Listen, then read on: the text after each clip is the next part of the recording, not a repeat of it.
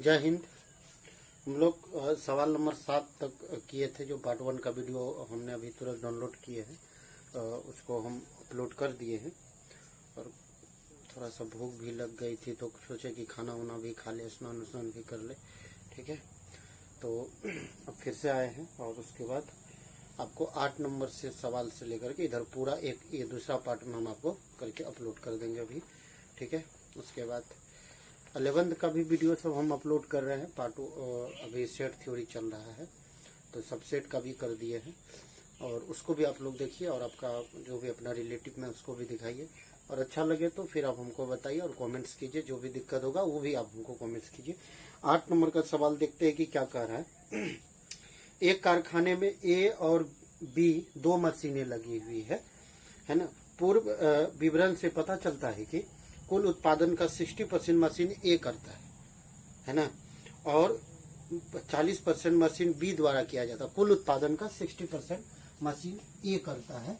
तो हमने 8 नंबर में E1 इवेंट माना है ना, कि मशीन ए के द्वारा किया गया उत्पादन, मशीन है ना ए के द्वारा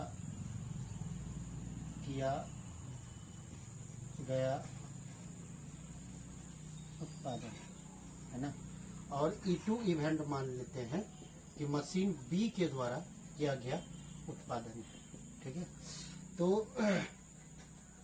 उसके बाद अब ध्यान से देखिए कि दो मशीन दी गई है, एक ए मशीन और एक बी मशीन। ए मशीन के लिए E1 माने हैं और बी मशीन के लिए E2 माने हैं। तो प्रोबेबिलिटी ऑफ E1 देखिए कि वह कितना परसेंट दिया हुआ, 60%, तो 60/100।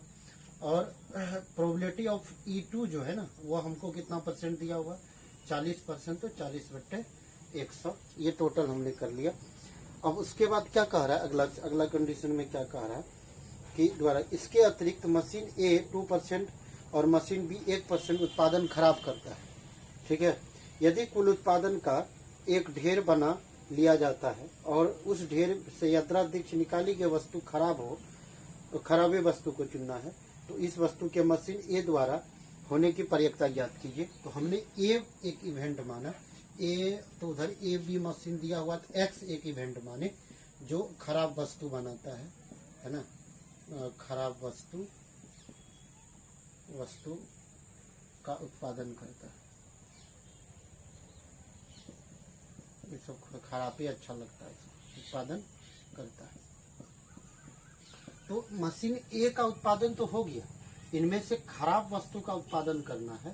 तो X/E1 चक्कर, और ये भी मशीन बी के द्वारा जो X वस्तु जो खराब वस्तु का उत्पादन करेगा, मशीन तो चयन हो गया कि एक E1 मशीन है और एक A2 मशीन है, दोनों की प्रोबेबिलिटी ए और बी।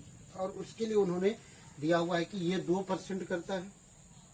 कितना परसेंट करता है, ये मशीन 2% करता है तो 2/100, और ये 1% करता है तो 1/100। अब कहा कि इस बात की क्या प्रयत्ता है कि एक वस्तु को जो चुनी गई है वह मशीन ए की, रिवर्स आना, फिर से आना, ये मशीन ए के द्वारा, यहाँ दो मशीन थी ए और बी है ना, और ये ए मशीन की बात हो रही है और ये बी मशीन की बात हो रही है, पहले भी हम लोग समझा चुके हैं। तो ये इस बात की क्या प्रयत्ता है कि मशीन ए के द्वारा, मतलब कि E1 के द्वारा की गई है, इसकी प्रयत्ता आपको निकालना है। तो प्रोबेबिलिटी ऑफ E1 और प्रोबेबिलिटी ऑफ X/E1 और प्रोबेबिलिटी ऑफ E1 और इंटू प्रोबेबिलिटी ऑफ X/E1 या plus probability of E2 into probability of X/E2। तो ये आपको निकालनी थी, तो ये आपको निकालनी है। अब सारा का वैल्यू पुट कर लीजिए। पहला वैल्यू दिया हुआ है 60/100 और इंटू 2/100 बाय मशीन किसके द्वारा, ए के द्वारा है ना, मशीन ए के द्वारा किया गया उत्पादन, मशीन ए के द्वारा किया गया उत्पादन।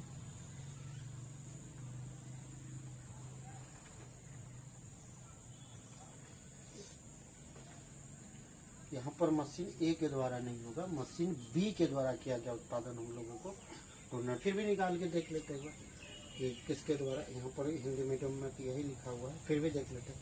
तो ये 60 है ना, 60 मशीन बी के द्वारा, वहाँ मिस्टेक है, मशीन बी के द्वारा किया गया हमको निकालना है, E2/A निकालना है, E2/A निकालना है। तो इधर कितना हो जाएगा, यहाँ पर हो जाएगा E2 और यहाँ पर हो जाएगा E2, यहाँ पर E12, ठीक है। अब ठीक है, वहाँ गलत था सवाल में, हमको थोड़ा थोड़ा याद था क्योंकि हम पिछले बार बताए थे इसको, तो थोड़ा थोड़ा याद था हमको। तो यहाँ पर हो जाएगा कितना, 40/100 और इंटू 1/100 और नीचे में हो गया 60/100 और इंटू 2/100 है ना, और प्लस 40/100 और इंटू 1/100। वहाँ मिस्टेक था सवाल में, यहाँ हम देखें, अभी इंग्लिश मीडियम का भी बुक है हमारे सामने में रखा हुआ, तो उसमें हमने देख लिए, तो वो जो है कि उसमें सही लिखा हुआ है। तो ये कितना हो जाएगा, आप ध्यान से देखिए, ऊपर में तो 40/100 हो जाएगा, इधर बता देते इस साइड में, तो ऊपर में कितना हो जाएगा, 40/10,000 हो जाएगा ना, 440 हो जाएगा। नीचे में देख लीजिए कि 10,000 तो एलसीएम आ जाएगा, क्यों आ जाएगा, क्योंकि अभी 10,000 यहाँ पर, तो 7 दूनी 120 हो गया इधर, और प्लस 40 हो गया, क्योंकि 40 को 1 से करेंगे तो 40 हो जाएगा। तो ये और ये चला गया, तो इधर कितना हो जाएगा, 40/160 हो जाएगा। तो ये 4 से कटेगा तो 1/4 आंसर हमारा हो जाएगा। चेक करते हैं अपना आंसर कि सही बनाए हैं कि बिल्कुल गलत बनाए हैं, देख लेते हैं। कितना 8 का 1/4 बिल्कुल सही है ना। तो ये वहाँ पर मिस्टेक था कि वस्तु ए के द्वारा ना, हिंदी मीडियम में उसको मैं वस्तु मशीन बी के द्वारा बनाया गया, तो ये चीज़ें थी। तो before pause the video to note it down, है ना। ये 8 नंबर का सवाल था। 9 नंबर का सवाल देखिए क्या कह रहा है। 9 नंबर का सवाल आपको कह रहा है कि दो दल एक निगमन के निर्देश मंडल के स्थान पाने की प्रतिस्पर्धा में है। पहले तथा दूसरे दल जीतने की प्रयत्न। अच्छा, 2 दल दी गई है और किसी चुनाव को लड़ना चाहता है और दोनों के बीच एक प्रतिस्पर्धा होती है, और पहले दल के लिए हम लोग E1 मान लेते हैं, है ना। पहले दल के लिए, है ना, ये पहले दल की स्पर्धा, पहली दल मान लेते हैं इसको, और E2 के लिए मान लेते हैं दूसरी दल, है ना, दूसरी टीम मान लेते हैं, दूसरी दल है ये, ठीक है। और दोनों की प्रोबेबिलिटी आपको दिया हुआ है कि प्रोबेबिलिटी ऑफ E1 आपको दे दिया है ना। प्रोबेबिलिटी ऑफ E1 0.6 दिया हुआ है, प्रोबेबिलिटी ऑफ E2 भी आपको दे दिया है, ये कितना दिया हुआ, 0.4 दिया हुआ, ये चलिए आगे देखते हैं। इसके अतिरिक्त यदि पहला दल जीतता है तो एक नए उत्पादन के प्रारंभ होने की प्रयत्ता 0.4 देता है ना। तो जीतने की प्रोबेबिलिटी हम लोग मान लेते हैं ए, है ना, दल की जीतने की प्रोबेबिलिटी, दल की जीतने,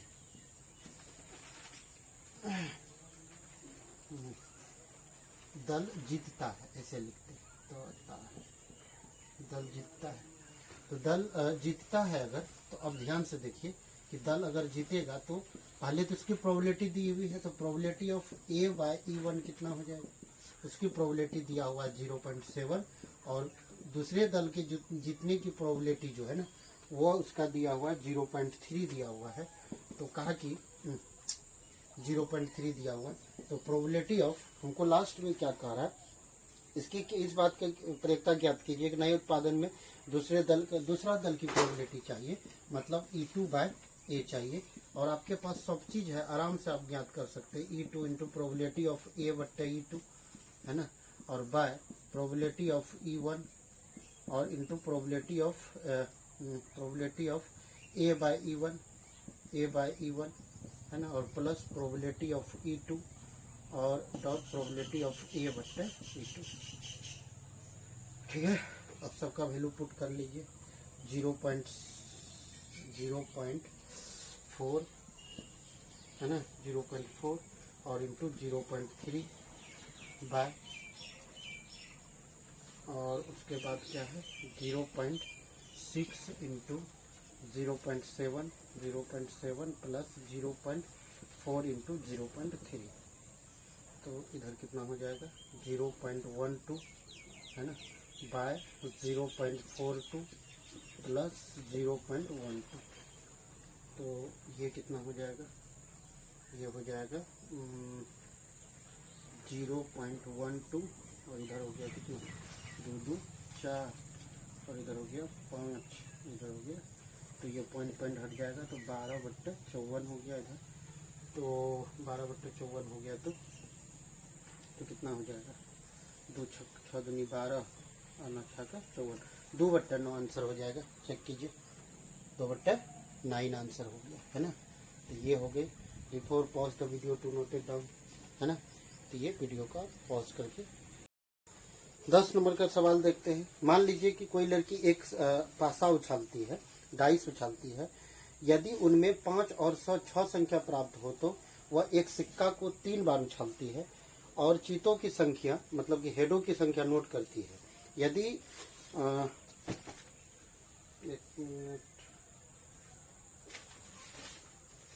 यदि उससे 1 2 3 4 प्रकट होती है तो वह सिक्के को एक बार उछालती है और यह नोट करती है कि उस पर चीत या पट प्रकट होता है। यदि ठीक उसे एक चीट प्राप्त होता है तो उसके द्वारा उछाले गए पासे पर 1 2 3 4 है ना 4 प्राप्त होने की प्रयत्न ज्ञात कीजिए। मान लीजिए एक पासा को डाइस को उछाला गया है, और यहाँ हम बनाते हैं है ना, एक डाइस है, ठीक है, और एक डाइस को जब उछाला, डाइस मतलब पासा है ना, पासा को उछाला गया है और पासा पर मान लीजिए कि पहले और दूसरे, पहला पर मान लीजिए 1 2 3 और 4 संख्या प्राप्त होता है और इसमें 5 या 6 संख्या प्राप्त होता है। तो अब ध्यान से देखिए, अगर क्या कहा कि अगर पासे पर एक 5 या 6 प्रकट होता है तो बस सिक्के को पासा को सिक्के को 3 बार उछालती है। सिक्के को कितना बार उछालती है? 3 बार उछालती है। तो इसमें 3 बार उछालती है तो वो बाद में देखेंगे। अगर 1 2 3 4 प्रकट होता है तो सिक्के को एक बार उछालती है। इसमें एक बार, 1 0 का मतलब हो गया, एक जो गोला लगाए है उसका मतलब वो सिक्के को एक बार उछालती है ना। अच्छा, एक बार उछालती है तो हमने मान लेते हैं 2 इवेंट, E1 इवेंट पर मान लेते हैं कि पासे पर है ना, पासे पर 1 2 3 4 प्रकट होता है ना, प्रकट होता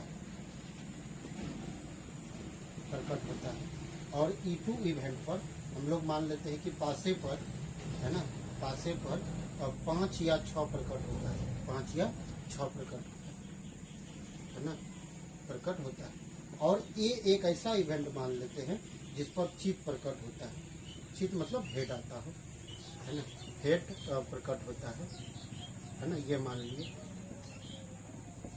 अच्छा, एक बात बतलाइए कि अगर सिक्के पासे पर, अगर मान लीजिए पासे पर अगर हम लोग बात करें कि 1 2 3 4 प्रकट होता है तो ये E1 इवेंट होने की प्रोबेबिलिटी और E2 इवेंट होने की प्रोबेबिलिटी ऑफ E1 कितना हो जाएगा?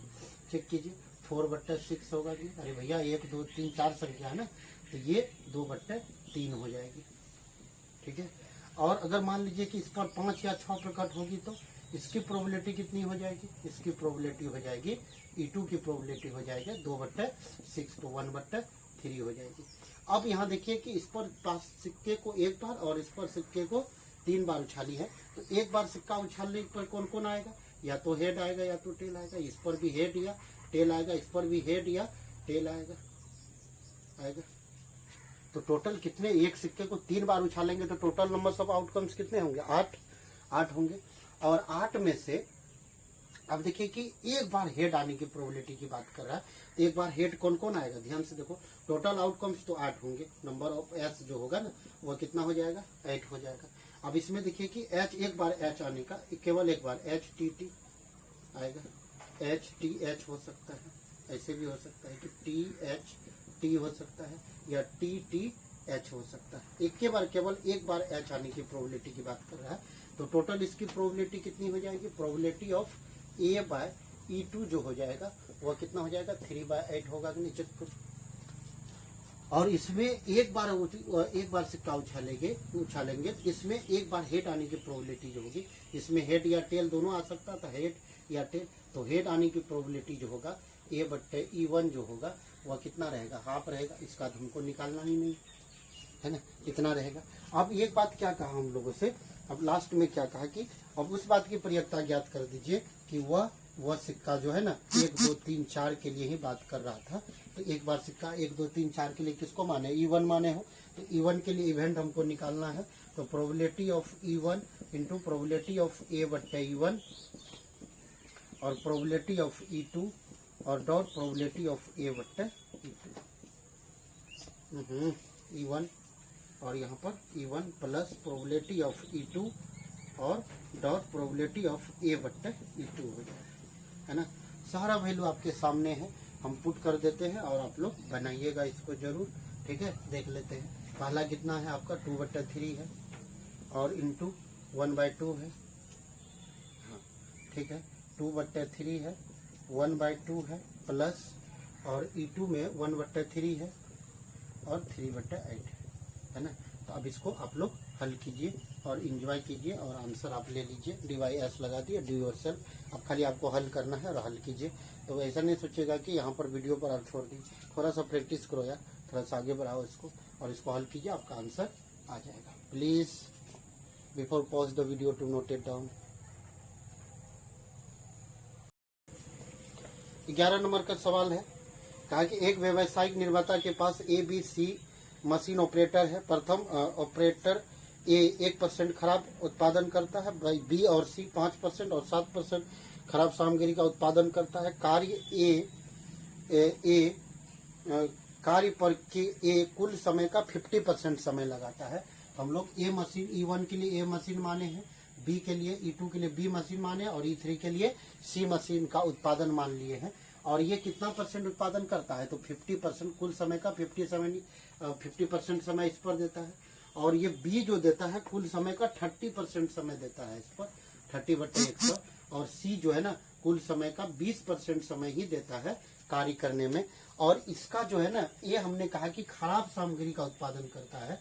तो मशीन जो 50% समय देता है उनमें से कितना % वस्तु खराब उत्पादन करता है, मशीन A के द्वारा, है ना। एक कितना खराब उत्पादन करता है, तो 1% मतलब 1/100। और मशीन B जो है ना वह कितना खराब उत्पादन करता है, तो ये 5% खराब उत्पादन करता है, तो 5/100। और ये जो है ना प्रोबेबिलिटी ऑफ A बट्टा जो मशीन C है वे कुल उत्पादन का 7% खराब वस्तु का उत्पादन करता है। तो कहा कि इस बात की क्या प्रोबेबिलिटी होगी कि वह मशीन A के द्वारा जो किया गया कार्य है वह कितनी, उसकी प्रयोक्ता कितनी होगी। तो प्रोबेबिलिटी ऑफ E1 बाय हमको A चाहिए, तो मतलब प्रोबेबिलिटी ऑफ E1 डायरेक्ट बैठा दे, तो लिखिए देते प्रोबेबिलिटी ऑफ E1 और डॉट प्रोबेबिलिटी ऑफ A बट्टे E1, है ना। हम सोचे ये फार्मूला ना लिख के डायरेक्ट अगर बैठा दे, तो प्रोबेबिलिटी ऑफ E1 और डॉट प्रोबेबिलिटी ऑफ A बट्टे E1, है ना, प्लस प्रोबेबिलिटी ऑफ E2, है ना। ये नहीं लिखने में जो समय लगता है ना, वो डायरेक्ट हम सोचे थे कि बैठा कर वैल्यू डायरेक्ट बैठा दे। तो ये चीज़ें हम सोच रहे थे, प्रोबेबिलिटी ऑफ E3, है ना, और डॉट प्रोबेबिलिटी ऑफ A बट्टे E3, ये चीज़ें हमको देखना रहता है।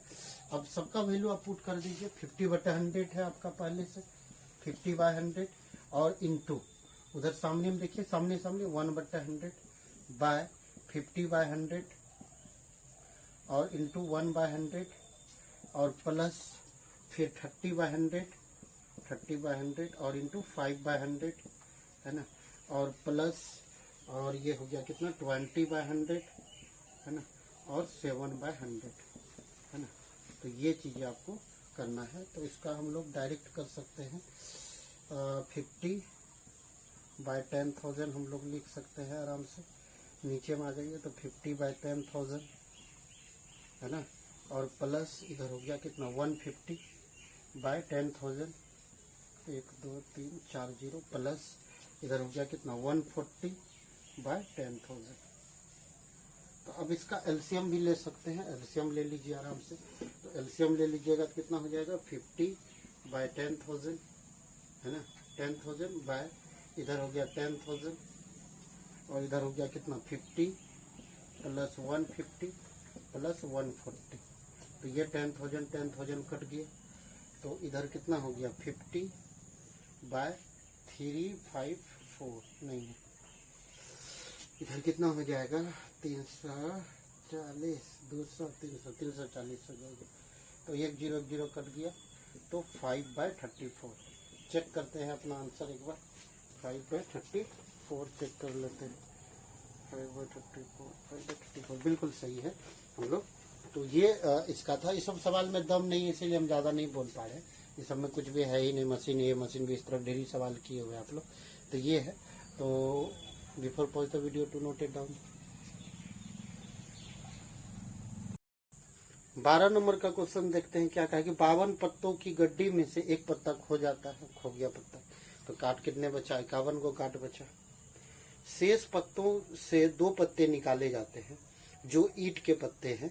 खो गए पत्ते के ईंट होने की परिकता ज्ञात कीजिए। अरे यार, क्वेश्चन बड़ा ट्विस्ट है। ठीक है, देखते हैं, है ना। तो हम लोग क्या करते हैं कि इवन इवेंट मान लेते हैं। इवन इवेंट में हम लोग क्या कर लेते हैं कि मान लेते हैं कि खोया हुआ पत्ता ईंट का है ना।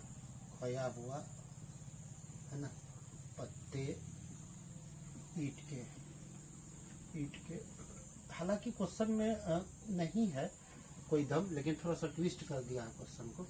अब ध्यान से पढ़ेंगे तो कुछ भी नहीं होगा। तो खोया हुआ पत्ता ईंट का नहीं है ना। खोया हुआ पत्ता, है ना, ईंट के नहीं।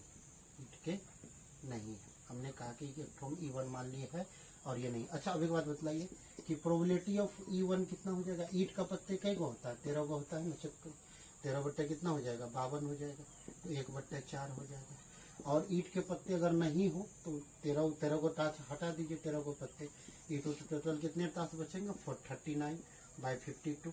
तो ये कितने हो जाएंगे? 3/4 हो जाएगा। और दोनों को मिला देंगे तो 1 हो जाएगा। ठीक है, ये चीजें थी। तो हम डायग्राम में भी बताते हैं आपको, ऐसे करके समझाते हैं। ठीक है, टोटल 52 कार्ड्स हैं। 52 कार्ड्स में E1 इवेंट माने हैं ईंट के पत्ते और ये माने हैं ईंट के पत्ते नहीं है। तो ईंट के पत्ते होने की प्रोबेबिलिटी जो हो जाएगा E1, प्रोबेबिलिटी ऑफ E1 जो हो जाएगा आपका, वह कितना हो जाएगा? 13/52। तो 1/4 हो जाएगा। और ईंट का पत्ता अगर नहीं हो, 13 को पत्ता अगर आप हटा दी नहीं है तो मतलब एक भी पत्ता नहीं। अरे टोटल 52 को काट में से 13 को काट हटा दोगे तो अब उसमें है ही नहीं काट ईंट के पत्ते। तो टोटल कितने बचेंगे? टोटल बचेंगे 39/52। तो ये कितना हो जाएगा? 3/4 हो जाएगा। अब हमको क्या कहा है कि लास्ट में हम लोगों से क्वेश्चन कहा है कि 2 पत्ते जो निकाले गए हैं उनमें से वो पत्ता ईंट का होना चाहिए। तो हम लोग मान लेते हैं कि ये एक ऐसा इवेंट है जो निकाला गया पत्ता ईंट का है। निकाले गए पत्ते या दो निकाले गए या दोनों निकाले गए पत्ते ईंट के, है ना। दोनों निकाले गए पत्ते, है ना, निकाले गए पत्ते ईंट के हैं। दोनों निकाले गए पत्ते ईंट के हैं। तो ईंट का होने की प्रोबेबिलिटी चाहिए। पत्ता तो निकाल लिए, पत्ता जो निकाल लिए तो ए हो जाएगा प्रोबेबिलिटी ऑफ A/E1 और प्रोबेबिलिटी ऑफ A/E2। चेक करो, ये चीजें निकालनी है हमको। अब ध्यान से देखो, निकाले गए पत्ते ईंट के होने की प्रोबेबिलिटी चाहिए हमको। निकाले गए पत्ते ईंट के होने की प्रोबेबिलिटी चाहिए। तो ध्यान से देखो कि जब पत्ता खो गया होगा, एक पत्ता तो खो गया था पहले, तो एक का वो कहा कि अगर खोया हुआ पत्ता ईंट का ही हो, तो पत्ता खोया हुआ पत्ता अगर ईंट का होगा तो टोटल 13 पत्ता में से एक पत्ता तो खो गया है। तो कितना पत्ता बचा होगा? 52। और 12 पत्ते जो हमारे पास बचे हुए हैं, उन 12 पत्तों में से एक पत्ता निकालने की प्रोबेबिलिटी जो होगी, प्रोबेबिलिटी ऑफ A/E1 होगा, वह 12 एक ही बार में आप निकाल रहे हैं 2 पत्ते, वो साइमल्टेनियसली निकाल रहे हैं, एक ही साथ 2 पत्ते निकाल रहे हैं। तो 12C2 हमने एग्जाम्पल में भी समझाया था। और टोटल 51 कार्ड्स है और उनमें से कितने कार्ड निकाल रहे हैं? 2 कार्ड निकाल रहे हैं। अब ध्यान से देखो, अब दूसरी प्रोबेबिलिटी जो निकालोगे A/E2 जो निकालोगे, उनमें से टोटल कितने कार्ड्स है? 39 कार्ड्स है, क्योंकि उसमें एक भी ईंट के पत्ते नहीं है। और उनमें से 2 कार्ड निकाल रहे हैं और टोटल 1 कार्ड तो पहले खो गया था, तो ये 51 कार्ड है। और खोया हुआ ईंट का पत्ता है तो इसमें ईंट तो है ही नहीं, खोया आने को इसका 39 का 39 रहेगा। और टोटल कार्ड्स में से 1 कार्ड खो जाएगा, तो उनमें से 2 कार्ड निकाल रहे हो, तो ये साइमल्टेनियसली निकाल रहे हैं और सक्सेसिवली निकालते हैं तो एक करके बाद एक निकालते हैं और साइमल्टेनियसली में दोनों एक साथ निकालते हैं। और इसके लिए हमने पहले भी बताया था कि इसको हम लोग कैसे हल करते हैं, तो वही चीजें वहां लिखा था कि 12C2 और बट्टे कितना लिखाएगा 51C2 और यहाँ पर लिखाएगा कितना 39C2 और बट्टे 51C2। ये चीजें हम लोगों को लिखा था। नहीं नहीं नहीं नहीं नहीं ना ना ना ना, यहाँ जो है ना निकाला ईट का खोया हुआ पत्ता ईट का है ही नहीं। जब ईट का नहीं है तो इसमें 13 का 13 काट रहेगा ना भैया, 13 का 13 काट रहेगा। इसमें ईट का पत्ता तो खोया ही नहीं है ना, ईट का पत्ता तो आपका खोया नहीं है ना। तो यहाँ पर ये तो एक पत्ता खो गया था और इसमें कहा कि ये खोया हुआ पत्ता ईट का नहीं है, तो ईट तो 13 का 13 रह गया ना, हम गलती कर रहे थे। तो ये 13C2 तो मैं कितना में से 51C2, ईट का पत्ता नहीं खोया, कोई दूसरा पत्ता खोया है तो वहाँ 51 हो गया है। अब ये इसको हल करने की, इसके लिए हमने आपको एक तरीका बताए थे कि एक फार्मूला था NCR का, तो फैक्टर N है ना, फैक्टर R और फैक्टर N-R का फार्मूला आप लगाइए और इस पर हल कीजिए। ये हमारे पास फार्मूला। तो अब यह देखिए इसी पर भी इसी को हम लोग तोड़ेंगे, एक एक करके आपको तोड़ के बता देते हैं कैसे तोड़ते हैं। ये तो मेरा मेन रूप से फार्मूला हो गया 12C फैक्टर 12 और बट्टे फैक्टर 2 और 12 में से 2 जाएगा तो फैक्टर 10 हो जाएगा। तो ये कितना हो जाएगा 12 गुना 11 गुना फैक्टर 10 और बाय फैक्टर 2 गुना फैक्टर 1। अच्छा ये फैक्टर 10 तो चला जाएगा, हम यहाँ से ड्रॉ कर लिए, हटा दिए। और यहाँ फैक्टर 2 गुना 1 का मतलब 2 गुना 1, तो ये हो गया 2 छक्के 12, तो 11 छक्के कितना हो जाएगा 66 हो जाएगा। यहाँ पर नीचे में देखिए 51C2 को तोड़ के देख लीजिए, तो यहाँ हो गया कितना 66। अब नीचे में देख लेते हैं तोड़ करके कितना हो गया, तो 51 है ना, फैक्टर 51 है ना, बट्टे फैक्टर 2 और 51 में से 49 कर रह जाएगा फैक्टर में, तो ये कितना हो जाएगा 51 और 50 और 49 फैक्टर में चला गया तो 2 गुना 1 हो जाएगा, तो 2 गुना 1 तो ये 25 हो गया। तो 51 है ना गुना 25, तो 5 और 25 तो 2 5 दूनी 10, तो 5 7 2 और 1 1275 हो गया, ये 1275 हो गया। ठीक है, और इसमें अगर हम लोग तोड़ेंगे 13C2 को तोड़ के देख लेते हैं एक बार कि कितना होता है हम लोगों का। 13C2 को तोड़ के भी देख लेते हैं कि टोटल कितना होता है। तो ये कितना हो जाएगा फैक्टर 13 और इधर कितना हो जाएगा आपका फैक्टर 2 और ये कितना हो जाएगा 11 हो जाएगा ना फैक्टर में। तो इधर कितना हो गया 13 इंटू 12 और फैक्टर 11 को हटा दीजिए, तो फैक्टर 2 को 1 कर लीजिए, तो यहाँ कितना हो जाएगा 6 तो 78 हो जाएगा इधर आपका। तो ये हो गया कितना 78 और इसका तो अभी हम लोग तुरंत लाए हैं 1275 है ना। तो ये टोटल वैल्यू निकल गया। अब आप लोगों से पूछ रहा है क्या कि इस बात की क्या प्रोबेबिलिटी होगी, है ना, इस बात की क्या प्रोबेबिलिटी होगी कि खोया हुआ पत्ता ईट का है, मतलब E1 बट्टा ए चाहिए आपको, इसकी प्रोबेबिलिटी चाहिए। तो प्रोबेबिलिटी ऑफ E1 बाय ए चाहिए, तो इसके लिए आप निकालिए वैल्यू को। क्या क्या जानते हैं फॉर्मूला, प्रोबेबिलिटी ऑफ E1 और probability of A bye E1 और अपन में क्या आ जाएगा प्रोबेबिलिटी ऑफ E1 और डॉट प्रोबेबिलिटी ऑफ ए बट्टे E1 E1 है ना, और प्लस प्रोबेबिलिटी ऑफ E2 और into probability of A by E2। ये चीजें आपको सारा वैल्यू हमने आपको निकाल के दे दिए हैं। ये वैल्यू है, यहाँ पर ये वैल्यू है, टोटल वैल्यू का आप पुट कीजिए आराम से। तो ये पहला वैल्यू प्रोबेबिलिटी कितना दिया हुआ 1/4 दिया हुआ और उसका भी हम लोग कितना लाए हैं 66 है ना, और बाय 1275 है ना, और नीचे में आ जाइए तो 1/4 हो जाएगा, फिर 66 और 1275 हो गए और प्लस और इधर कितना हो गया आपका 3/4 और इधर कितना हो गया 78 है ना, और उसके बाद 1275 ये चीजें आ गई।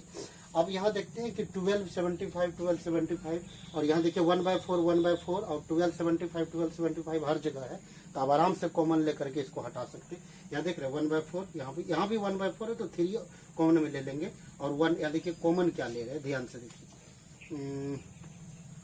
कहाँ कॉमन लेंगे, वीडियो में आ जाएगा आपका, आ जाना चाहिए 1/4 और इंटू में लीजिए 1275 को कॉमन ले लीजिएगा, तो ध्यान से देखिए कि इधर ये तो टोटल पार्ट आ गया ना इधर कॉमन, तो ये वाला आपका क्या बच गया, ये वाला भी आ गया, तो इधर सिर्फ 66 बचा। चेक कीजिए, ये मतलब 1 को इसके साथ मल्टीप्लाइड करेंगे तो इतना ही रहेगा ना, तो ये वाला पार्ट उठा करके यहाँ लेके आ गया तो उधर इतना बचा। अब नीचे में देखिए क्या बचा, ये और ये तो आ गया कॉमन, तो इधर क्या बचा 66 प्लस, इजी बना सकते हैं सवाल को, ये वाला पार्ट लेके आ गए ना टोटल, नीचे से ऊपर में बच गया ना क्या 3 × 78। चेक करो,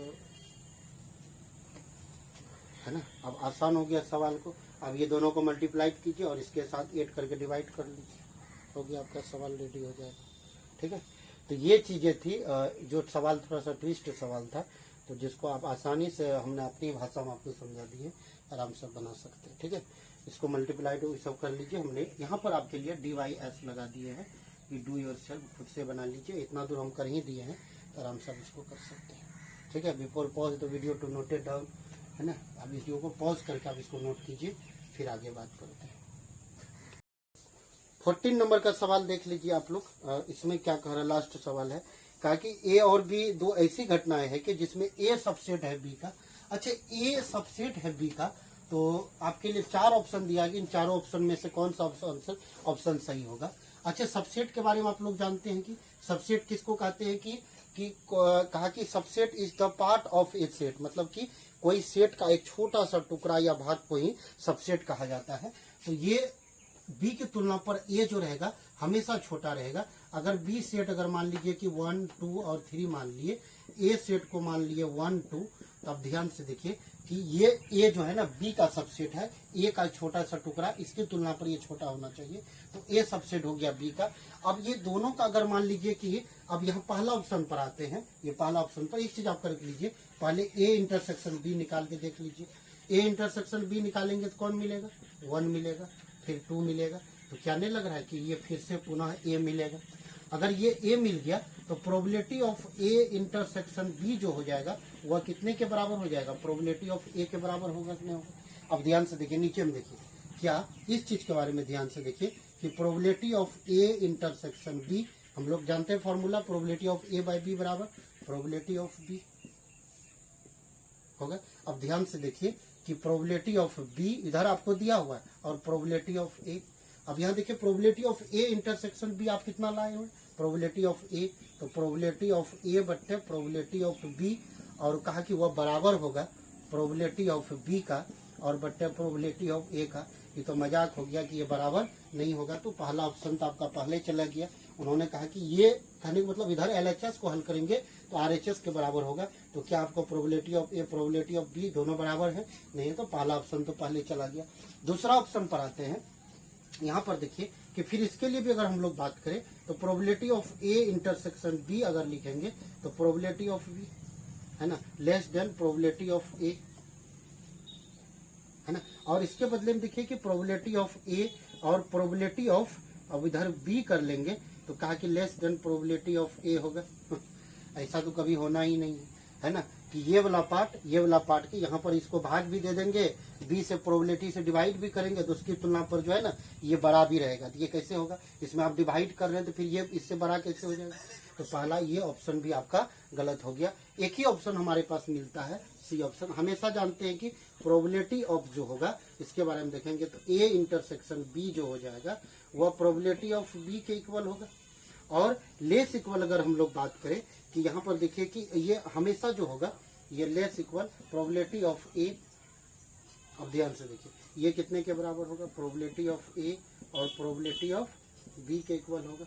और ध्यान से देखिए कि ये प्रोबेबिलिटी ऑफ लेस इक्वल के बराबर है। अब ध्यान से देखिए, अब ये दोनों तरफ अगर हम लोग क्या करें कि प्रोबेबिलिटी ऑफ ए से प्रोबेबिलिटी ऑफ ए और बाय प्रोबेबिलिटी ऑफ बी और इनटू प्रोबेबिलिटी ऑफ ए से दोनों तरफ अगर डिवाइड कर दें तो ये प्रोबेबिलिटी ऑफ ए और नीचे में हो जाएगा प्रोबेबिलिटी ऑफ ए का, और ये कट जाएगा।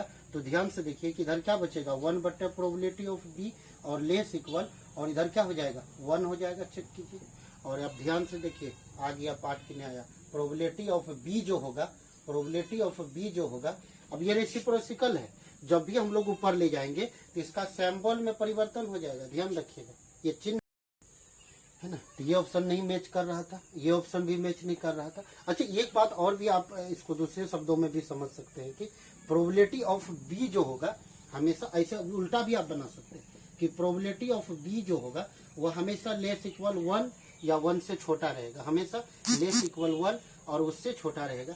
अब जब भी इसको हम लोग पलटेंगे तो 1 बटे प्रोबेबिलिटी ऑफ बी कर सकते हैं और लेस इक्वल 1, और ये चिन्ह बदल जाएगा तब ऐसे, और दोनों तरफ क्या कीजिए प्रोबेबिलिटी ऑफ ए से मल्टीप्लाइड कर दीजिएगा तो प्रोबेबिलिटी ऑफ बी हो जाएगा, और इधर क्या हो जाएगा लेस इक्वल, और इधर क्या हो जाएगा प्रोबेबिलिटी ऑफ ए हो जाएगा। और ऐसा ऑप्शन देखिए आपको कहीं दिया होगा, और इसके बदले में आप लोग क्या जानते हैं, इसके बदले में प्रोबेबिलिटी ऑफ ए के बदले में क्या लिख सकते हैं, probability of A intersection B, और ए इंटरसेक्शन बी के बदले में क्या लिख सकते हैं, probability of A by B लिख सकते हैं ना, और less equal probability of A के इक्वल होगा कि नहीं होगा। ऐसे भी आप बनाएंगे तो आंसर आपका इधर से यही चीज मिलेगी। तो जिधर से आपको अच्छा लगेगा उधर से भी आप बना सकते हैं। तो आंसर हमारा कौन सा हो गया, सी आंसर हो गया। तो ये चीजें थी जो कंप्लीट हो गया एक्सरसाइज। ठीक है, थैंक यू। वीडियो को पॉज करके आप लिखिए, फिर हम लोग आगे एक्सरसाइज का थ्योरी पढ़ेंगे।